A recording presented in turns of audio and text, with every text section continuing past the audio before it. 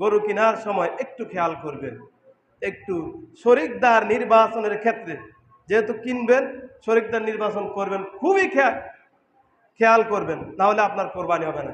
যদি আপনার শরিকদারের অধিকাংশ আপনার সম্পদ উপার্জন যদি হারাম হয়, তাহলে আপনার কোরবানি হবে না। তাকে যদি আপনার সাথে নেন, তার অধিকাংশ যদি উপার্জন টাকা যদি হারাম হয়, তাহলে আপনি যদি তার সাথে কোরবানি দেন, আপনার কোরবানি হবে না।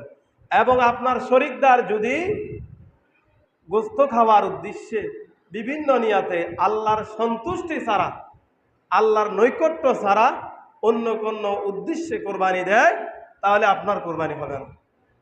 খেয়াল করবেন, এই দিনগুলো খেয়াল করবেন। তাহলে শরিকদার নির্বাচনের ক্ষেত্রে আগে জিজ্ঞেস করবেন, ভাই কোরবানি এটা কি উদ্দেশ্যে দিতেছেন, তাকে জিজ্ঞেস করবেন। টাকাটা কতটুকু হালাল জিজ্ঞেস করবেন।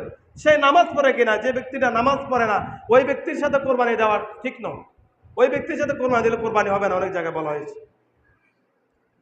এরপর আসেন, আমরা অনেক সময় গরু কিনি বা আমরা মহিষ কিনি বা বেড়া দুম্বা এগুলো ক্রয় করি। যেহেতু ক্রয় করবো আজকে থেকে বা কালকে থেকে আমাদের ক্রয় বেশি শুরু হবে, আমাদের উট কেনার সময় দেখতে হবে 5 বছর হয়েছে কিনা, গরু মহিষ দেখতে হবে 2 বছর হয়েছে কিনা, এগুলো দেখতে হবে।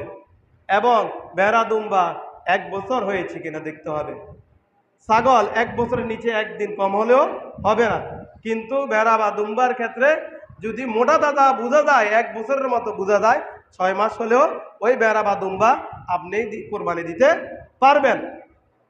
এবং কোনো পশুর যদি লেজ কাটা থাকে অর্ধাংশ বা পুরাটা নাই, অর্ধেক নাই, তাহলে ওই পশু দিলে কোরবানি জায়েজ হবে না।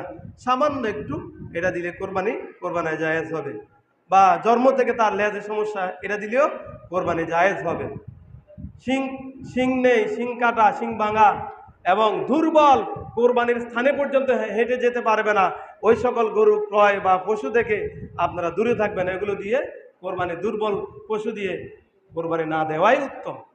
সবল, যেহেতু এটা কোরবানির খুঁড়াগুলো, শিংগুলো, মাংস, হাড়গুলো এবং চামড়াগুলো কিয়ামতের ময়দানে এটা আপনার পক্ষে থাকবে এবং ফুলসিরাতের বাহন হিসেবে এটা আপনার পক্ষে থাকবে। সেজন্য মোটা তাজা, সুন্দর, সুদর্শন, ত্রুটিমুক্ত পশু ক্রয় করার জন্য চেষ্টা করবেন। ত্রুটিযুক্ত পশু ক্রয় না করা ভালো।